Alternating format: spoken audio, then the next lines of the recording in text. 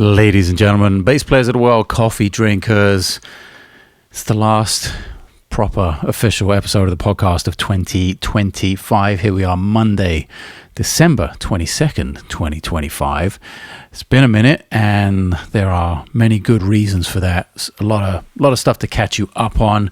Obviously, I've been out for the past 2 weeks with Mike Stern on the road, which has been fantastic. What a great tour. So much to talk about that, actually. Let's put a pin in that, because there were some things that really surprised me about that tour, and some things I was not expecting to experience, and I'm very happy that I did. So we'll get to that as a bulk of the episode. I think it's pretty relevant to everyone listening, to every musician listening, some of the experiences I was able to be a part of. So we'll get to that. Few things before we do, as the year comes to an end here. Right now, until New Year's Eve, until the 11:59, right before midnight, New Year's Eve, there's a 20% discount on everything in the store: books, ebooks, signed physical copies, HX presets, one of which I'm going to talk about in just a second. That was one of the surprising things about using one of my HX Stomp presets that I hadn't in a while on a Sideman gig. So we'll get to that in a second. I'll give you some examples of that.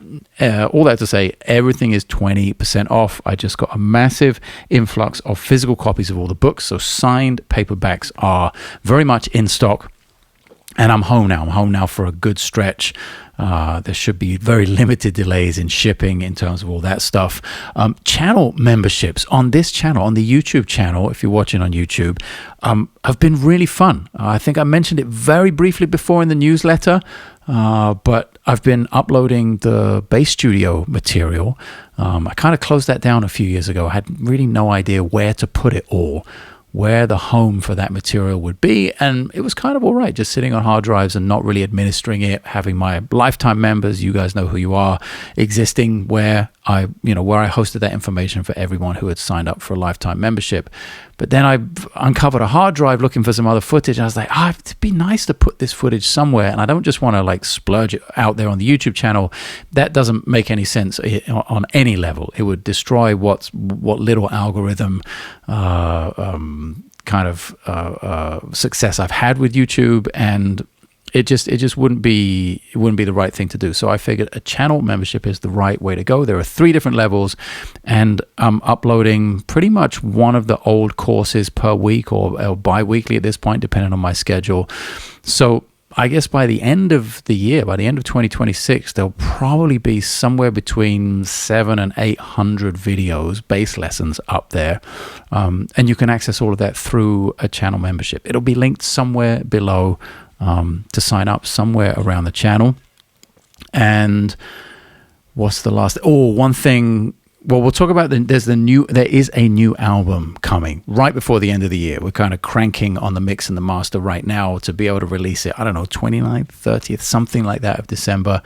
Kind of excited about that. I sort of stopped listening to it while Juan Pablo Caro is working on it, just to take a break from it, and then went back and revisited it this morning as I was driving the kiddo to school, and it really started to make me excited about being able to share that music with you all over again. So really excited about that. That's just a little heads up. That'll be dropping, with no real pomp and circumstance. There's only video footage for one of the tracks, I think. So that'll be coming out before the end of the year. And as we move into recapping what was going on tour with Mike Stern, some kind of exciting upgrade in the world of archiving some of these events, some of these gigs. For the longest time, I have been carrying these antiquated GoPros with me. I love them. For anyone not watching, it's this little cube, which I believe it's got to be 8 or 9 years old now, at least. I've been carrying this around. It's the GoPro Hero. Is this the 5? I'm not even sure. I took the little door off so I could have access to, Hero 5 Session. That's what this little thing is called, the Hero 5 Session. It had one button on the top. I put it in these kind of nice little aluminium cages. I have 2 of these. I would set them up different parts of the stage with these big clamps, really easy to clip on somewhere, and just hit the button once and boom, off it would go. Big micro SD card inside, could capture a couple of shows actually in 4K. If we're doing 2 long sets, no problem getting that on one SD card. And the footage you've seen from the last, I don't know, decade or so, a lot of the live footage has been captured mostly on these. They just stopped updating the firmware, maybe, it might be 2 years ago now. And it's been a steady decline since GoPro did that. It's a real shame because they're small, they're efficient. They are what they are. They're not anything crazy in terms of audio and video, but they were just an easy way to document shows. Now I needed a replacement for that, and I got to road test this on the tour with Mike. I set this up every night with Stern, and I recorded every single show. This is the new thing. This was my one Black Friday purchase for the business, if you like, or to upgrade the situation. It's the Insta360 X5, not a sponsor. This is not, I'm not shilling this product at all. I'm just letting you guys know what is around the corner in terms of what to expect from live show footage. This is what I landed on. I was hanging with my friend Benno Sattler in Germany earlier this year with Ian Martin Allison. He had one. He recorded a little bit of footage of our clinic. I was like, oh, that's interesting. You know, the placement of the camera. You can get everyone. It's not dependent on, you know, that I had 2 cameras before to get 2 angles and then splicing all that stuff together and cutting and this and that. No, I can get it all in one camera. I still haven't edited a single frame of the last 2 weeks on tour, but I was so far very impressed with the ease with which it's set up. It's all in this, you know, little carry case, threw that in my checked luggage, the invisible selfie stick, the little tripod to put it on, and then just plopping it right. It was kind of between me and Dennis and Bob on one side of the stage, but I managed to get everyone in the band, and that's a 5-piece band with Mike and Lainey Stern. I often tour either solo or as a trio. I'll be doing some duo shows I think next year, so even easier to place the camera where it can really get everything and be able to look down at the pedals and see what's going on and just be able to look around and move the picture. Pretty excited about that. Looking forward to sharing some footage with you. And we should get into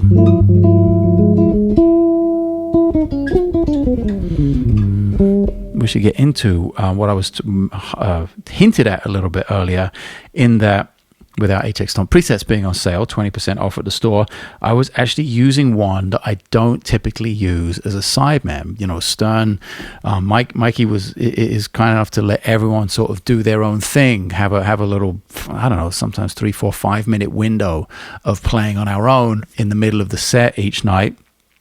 And, you know, Bob kind of jams with Dennis, Mike jams with Dennis. I chose to, like, you know, just do my own thing. Kind of the reason for taking all the pedals and having the larger board on the road with me.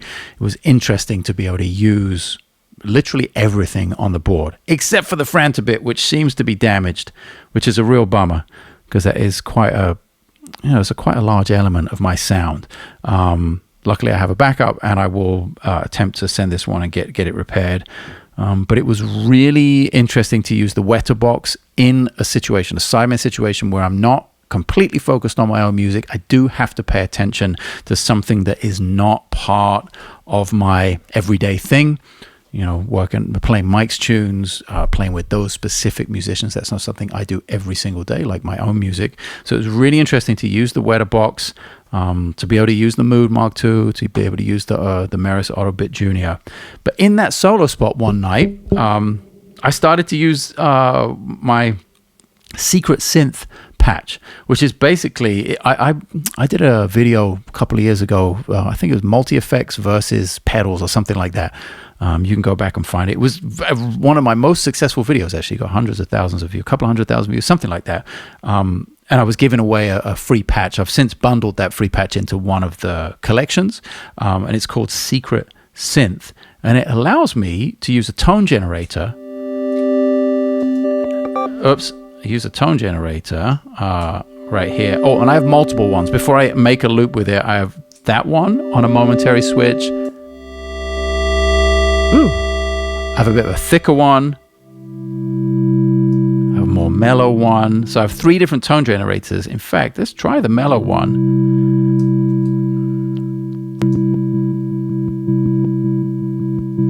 So the mellow one doesn't have quite as much bite, but I have the shuffling looper at the end.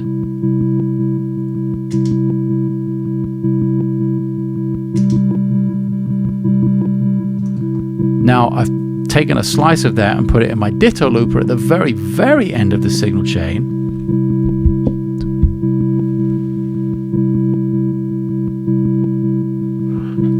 I can change to a different patch, which I use one of my harmony patches, of course, for the harmonizer stuff.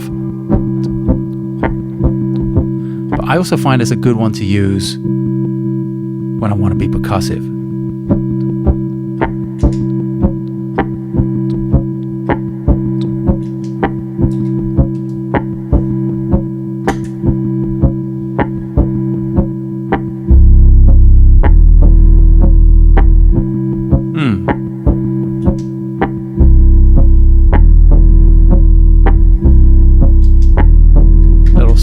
Harmonic in there.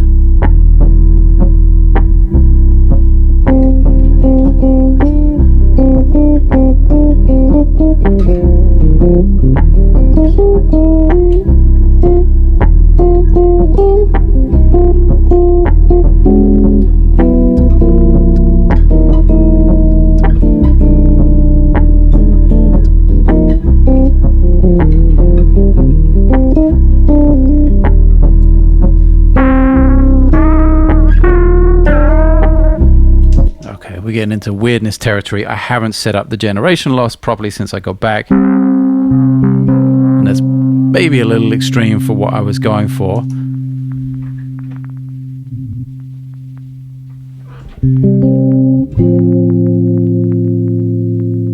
Like that, there are just some nice artifacts. And a little bit of warble and flutter.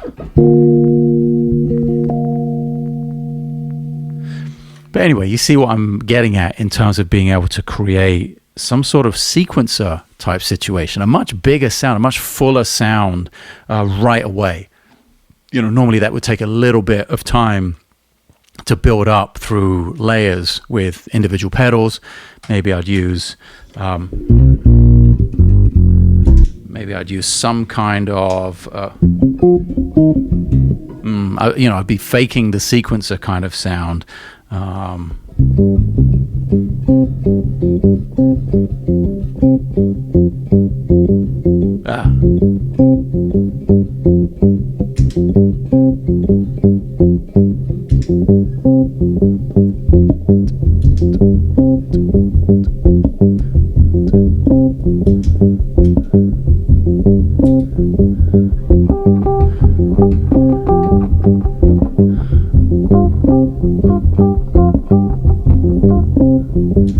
Etc., etc. Not as clean, not as kind of. It's a totally just a totally different thing when you layer up individual pedals, and having the option. I'll use one with a little bit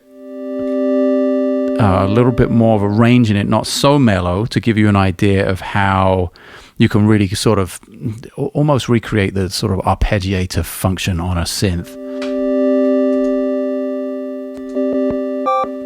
There you go.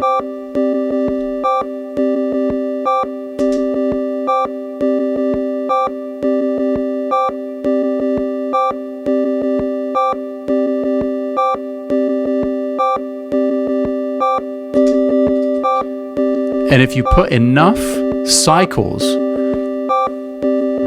of that loop in,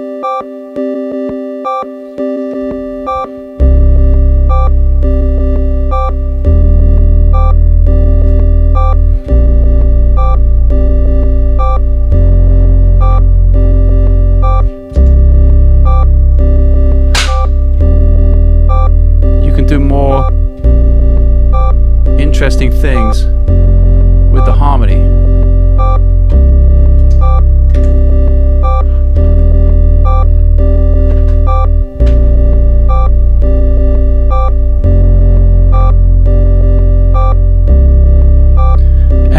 because I've captured that in my Ditto looper, I'm not tied to the HX Stomp now. I can go find a ton of other stuff in the Stomp, move away from that initial secret synth patch, and go to my harmonizer patch, for instance.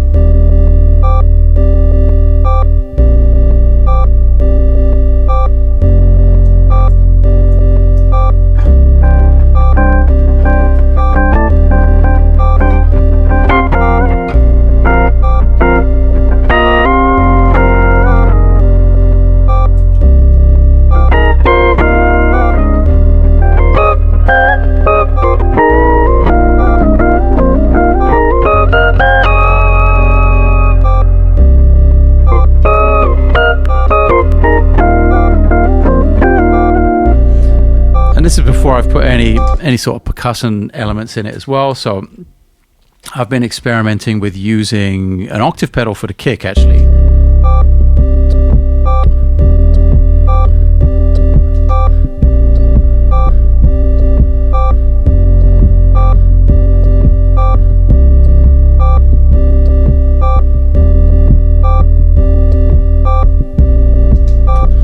So that's just using the vintage bass octave, muting with the left hand and playing that dead note, and then using an octave up, maybe with a bunch more reverb.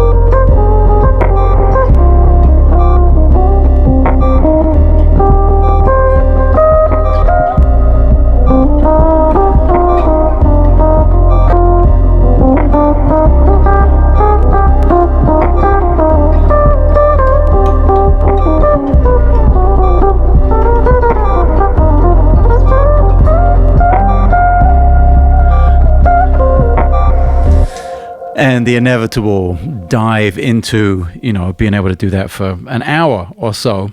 I got, like I said, 3 or 4 minutes with Mike. Fantastic. Like super fun. Super fun to be. And let's talk about those things that I said I wasn't expecting to experience with Mike on that tour, but did, thankfully. There are a few things, actually. So one of them, where do I start? It got pretty emotional for me. I have told the story many times. This is nothing new, but for those of you who haven't heard it, very, very briefly, musically speaking, the reason I moved to the US was largely thanks to 2 recordings and 2 live recordings, 2 live concerts that I was able to see,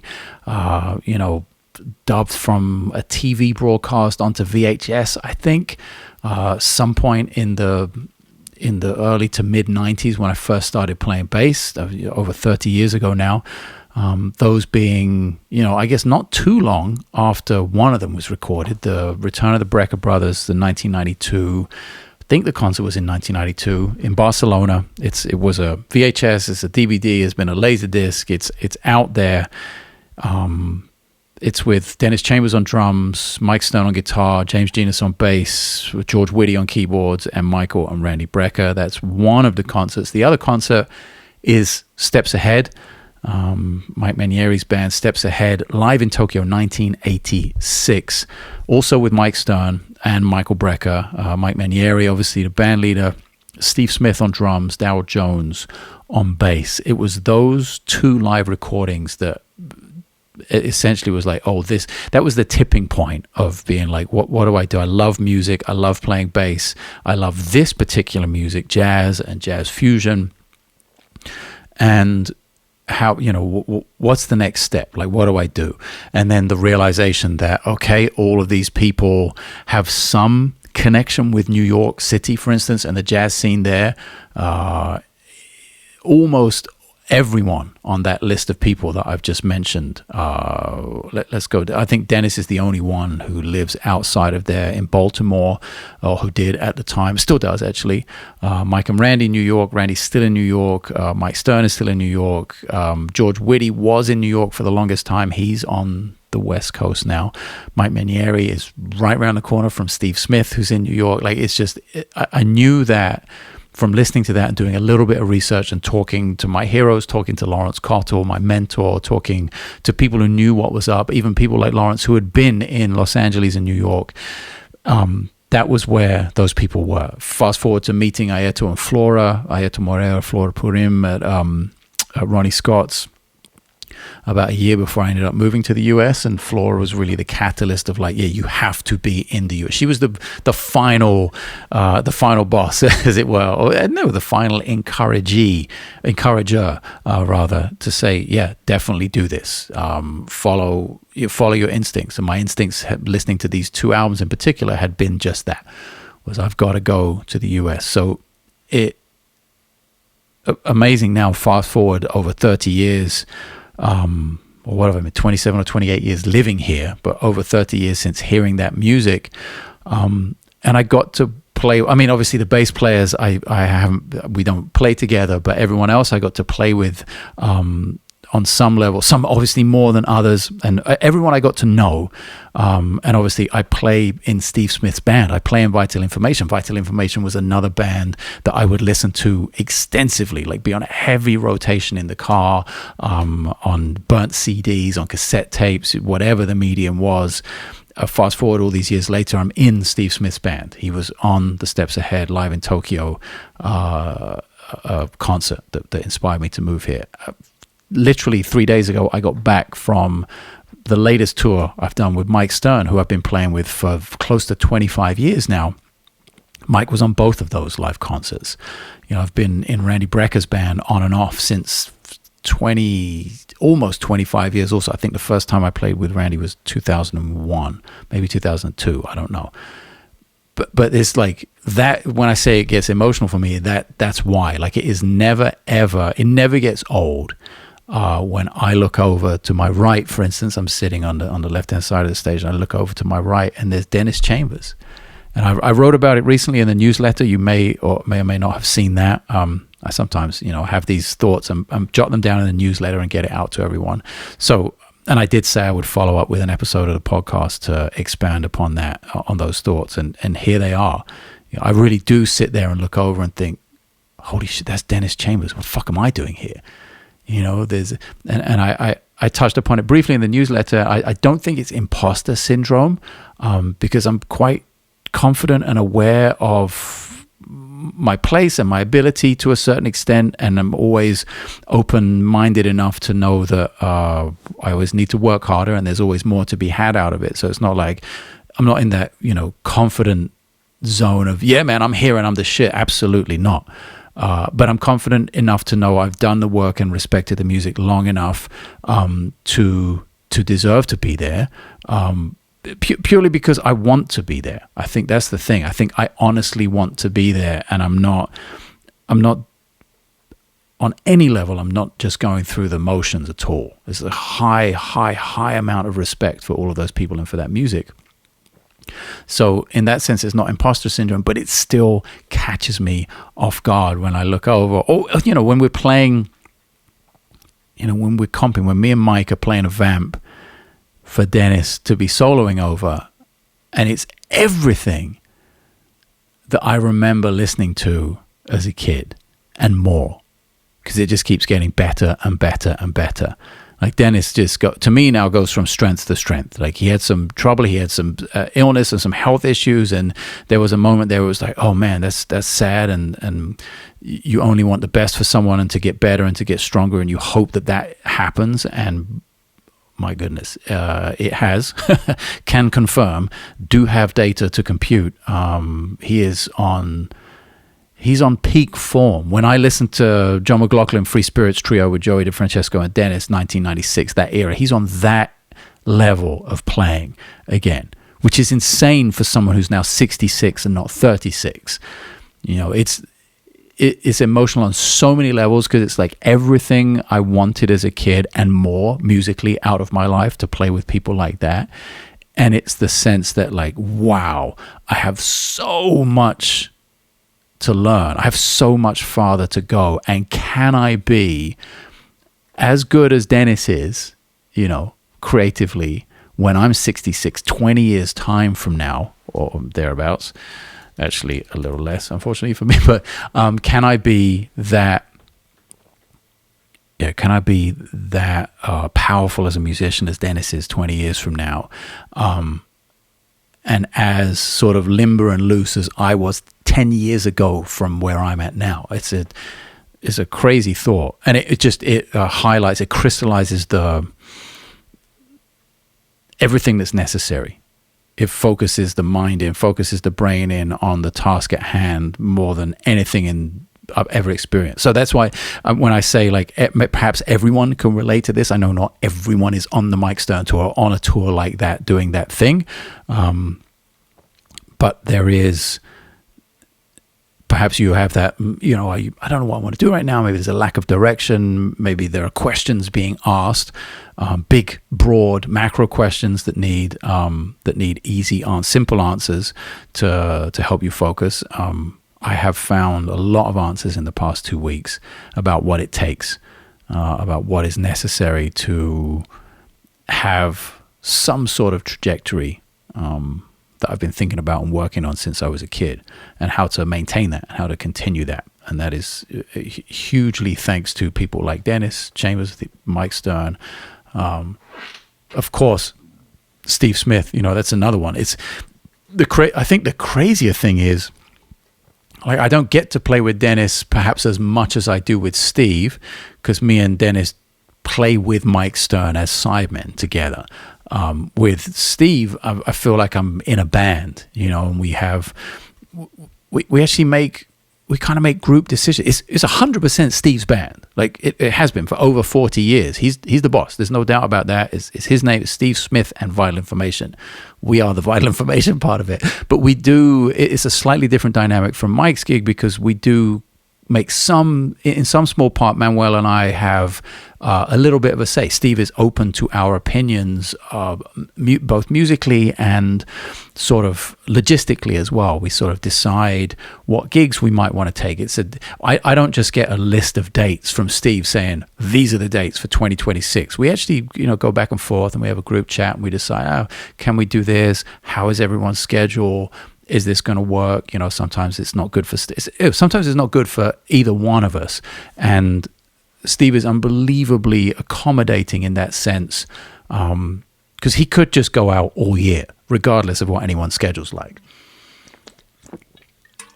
and just take anyone. You know, he could keep changing the band, and, oh, you're not available? Great, we'll just get another bass player. But he chooses not to do that. He's really loyal in that sense. And also, I think, like all of us, he understands the value in consistency and the value in building something together.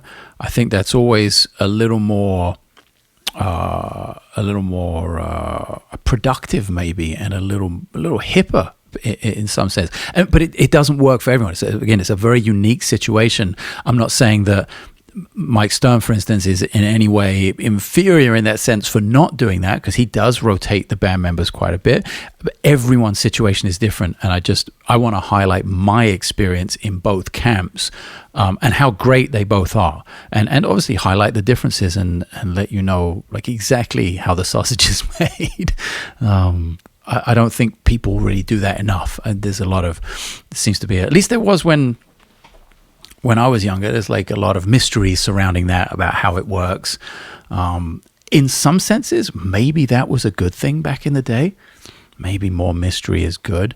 But I think now, if there was as much information available now, like sort of as we go into 2026, for instance, if there was a similar volume of information available as there was 30 years ago, I think the mystery would be really cool. And I think it would be worth keeping some things private. But the fact that there's so much information out there now, and so much of it is utter bullshit, and people will try and sell you on a lie to promote whatever narrative it is they feel will gain them momentum and gain them status on some level. I think now it's probably important to just be totally transparent and, tell the truth about everything. And sadly, there's a little less mystery in it, but at least if you trust the source, if I am your source for anything, or like any subject, like anyone you follow or trust in your life, if you trust that source to be open and honest, I think maybe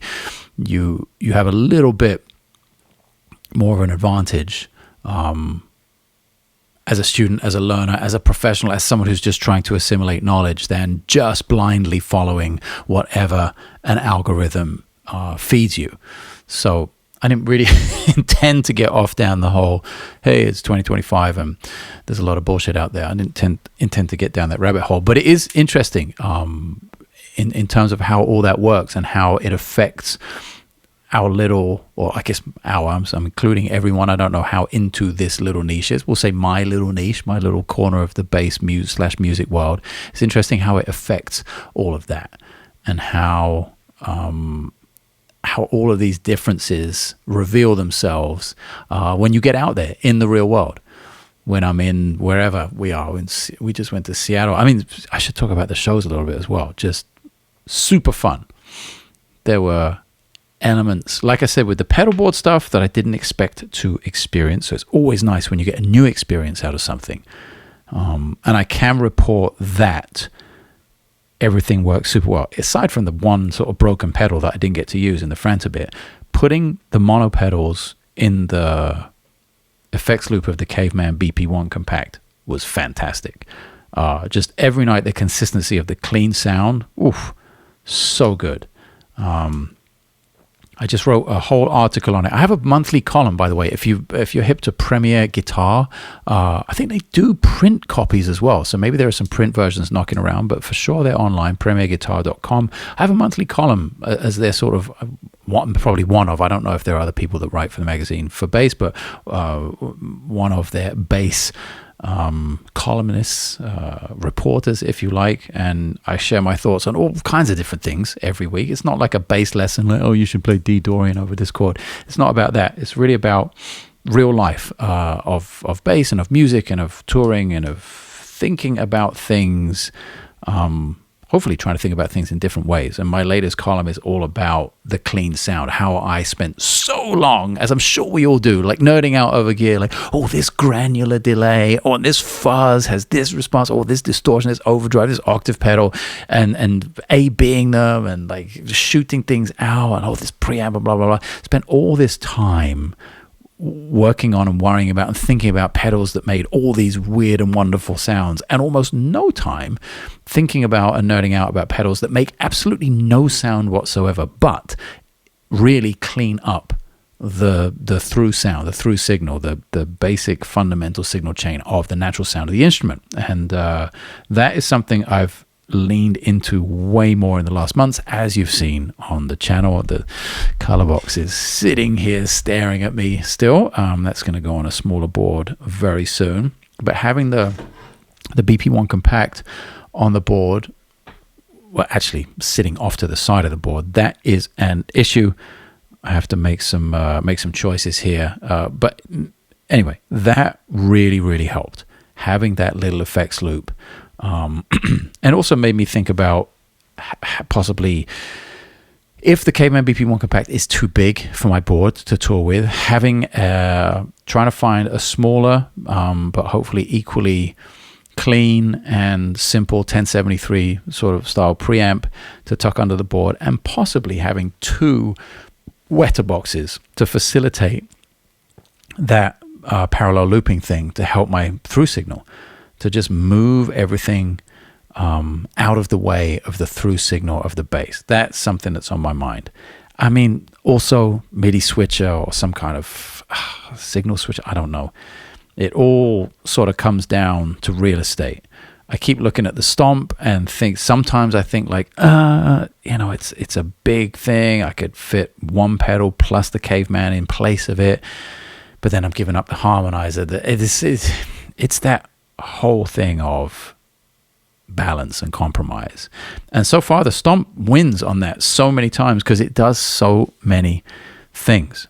And the fact that I was, diving into my own preset packs that are in there rather than just, it's so easy to just leave it on one patch on the harmonizer stuff and just go back to that every night. The more consecutive nights we played, especially when we were playing 2 full 90-minute shows per night, the more I got just sick of the sound of my own voice, of my own sound, and wanted to change. So it was amazing just to click the selector knob and move to a patch right next door to the harmonizer, rediscover the secret synth in the context of being a sideman, and everyone respond to that as well. Like, it was something so different from what Mike does and what Bob does and Laney and Dennis. It was just a cool alternate texture. And I don't know how much I've talked about this before. I should probably talk about it more, about not playing for the audience. I don't want you to take that the wrong way. It's almost everything I'm saying on this podcast is I'm not saying it for you primarily. And I don't mean that in a bad way at all. Like, the more I say this stuff out loud, the more it kind of crystallizes the ideas, the more I solidify my thoughts, the more I have a record to go back and listen to and be like, actually I've sort of changed my mind on that, and then formulate new thoughts. So this podcast is primarily for me, and I don't want you to think that's selfish, because at the end of the day, when I play for me live, for instance, let's forget about the podcast, let's go back to the live thing, and having just played like 11 shows back to back or something, when I play for me, it's so much more honest for you, because I'm going to play stuff that I like. And if I play stuff that I like, I'm way more into it. I'm way more inspired. I'm more likely to find new things. I'm far more likely to take risks and to experiment and to care even less, because it's only me that I'm responsible to then, and I'm fine with mistakes and risk. My risk profile is huge. It's like stratospheric when it comes to music. I don't really care when I'm playing for me, because I'm not going to give me a hard time. I mean, don't get me wrong, I used to, but once I was able to stop giving myself such a hard time about things that I perceived to be wrong or bad, it really opened up a lane of, if I play for me, there are no issues, because I'm not going to fire me at the end of the day. Now, bringing up that thing, there is, context, of course. Mike is very open-minded. Mike Snell's very open-minded. I can do some crazy shit, and he's like, "Yeah, man, that's some bad shit." Like, he just sits there, and you'll see it when I finally get some of these clips from the 360 camera. You'll see he's just sitting there, and he's listening, and he's smiling, and he's nodding along, and he has been super kind and said very nice things about what I played, in those moments. And maybe that is more on the rare side, to have a band leader and a boss and an artist who's that open for other people around them. And you're talking about someone who wants some very specific things from each musician. Like, Mike wants very specific things from Dennis. He wants very specific things from me. The rhythm section especially. There is almost a playbook to certain elements of the music, which we will play almost identical every night. But like, when that person is so open to let you do your own thing as well in that context and give their audience to you for that long, he really finds a balance in that sense, I think. And that is something very rare. It's very special. It's something, obviously, having played with him for so long, it's something I'm very aware of. But it's really nice to be reminded of that fact when you get back into the mix. And it's that thing of, and maybe you read books, and you read an important book in your life, and you read it when you're 25, and it means something to you, you know. And there's that thing of like, I don't think books are good books anyway to be read just once. I think even though the book doesn't change, the order of the words doesn't change,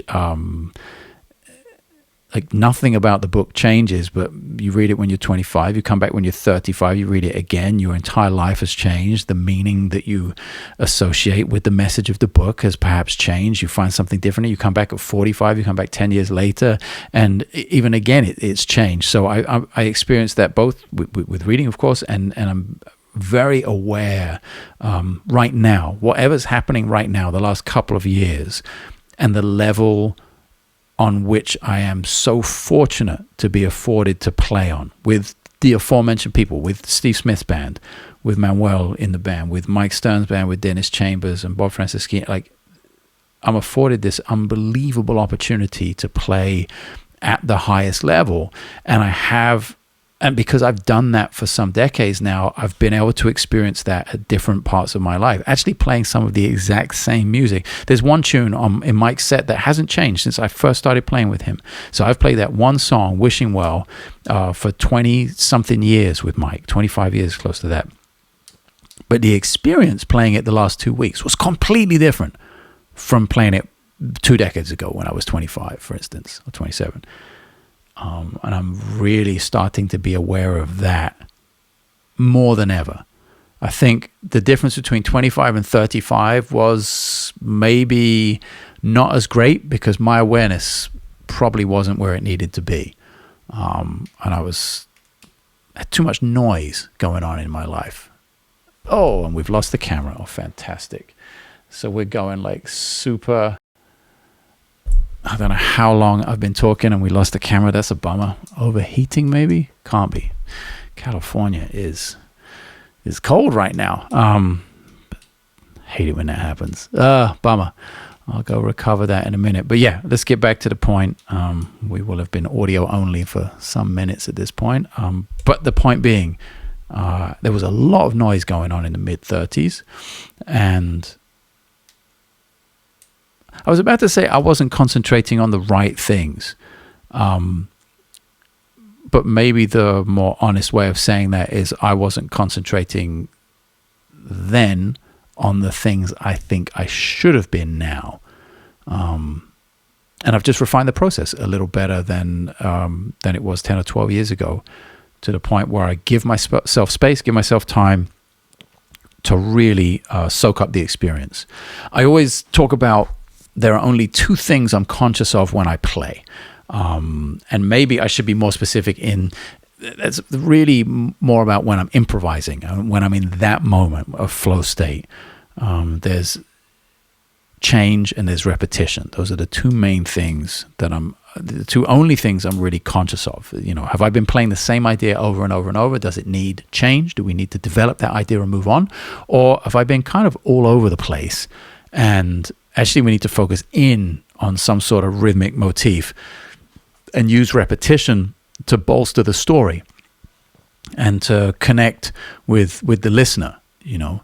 Not that I'm playing for the listener, but I do understand that the listener is the listener and I shouldn't alienate them.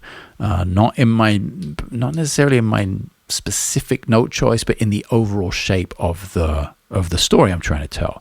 Now, that is still very much true. When I'm improvising, especially when I'm soloing, improvising over changes, or just improvising in general, that is a very accurate assessment of what is going on consciously, because most of it is happening subconsciously. Something that I don't think it made me question that. It just made me figure out there was another zone to the rest of the performance. There's a large amount, even on a jazz gig, a jazz fusion gig like Mike Stern's band, there's a large amount of that, a large portion of the performance, which is not straight up the middle, improvising, being in the zone, shutting everything out, repetition changes. It just isn't that. There are things that I'm conscious of, and the mind does wander. As much as I would like it not to, it actually took me a couple of nights to really quieten the mind and stop roaming around and thinking about the most random shit. That this was not helping me at all in terms of my performance. Really took me a couple of minutes to figure that out. But once I did, I started to become aware of what it was I was conscious of and was thinking about. And maybe for the first time in my life, I started to enjoy the fact that I was aware of the show. Like I was trying to actively make memories. It's a weird thing to try and explain, and I haven't really thought about it that much. And so this is the first time. These are not well thought out ideas, but that was what was going on in my mind. I was like, oh, I want to make memories of this. I want this to be a really important part of my memory. I was thinking that in the moment of the gig. I'm looking over and I take a quick look at Dennis. And I normally play with my eyes closed. Like 95% of the time, my eyes are closed. And, once in a while, something will happen, musically, and you go, oh, what's going on over there? And you want to look around and, and say, and look and be like, oh, wow, cool, that's happening now, and then you get back into your zone and you're just listening. The reason my eyes are closed is because I just want to listen and react to the music. I don't need to look at my bass for almost anything to play. I know where all the notes are. Been doing it long enough, so I don't need to look at that. I don't really need to look at the audience, because then I'll start to get lost and start thinking about things. I don't really need to look at the other musicians either. There are moments where we communicate physically, sometimes verbally. Mike will come over and say something, or I'll say something to Dennis, or but it's very rare. And I would say 95% of the time I play with my eyes closed. And as I'm there with my eyes closed, I start in the songs, in the comping, in the meat and potatoes of the tunes where I'm not improvising. I started to get this thing of like, oh yeah, I'm trying to create memories here. I want to be in the moment. I don't want to lose this moment or get off in terms of my playing, but I'm trying to find somewhere where I can hold on to a little snapshot of what happened here. I don't want to forget how important these moments are. I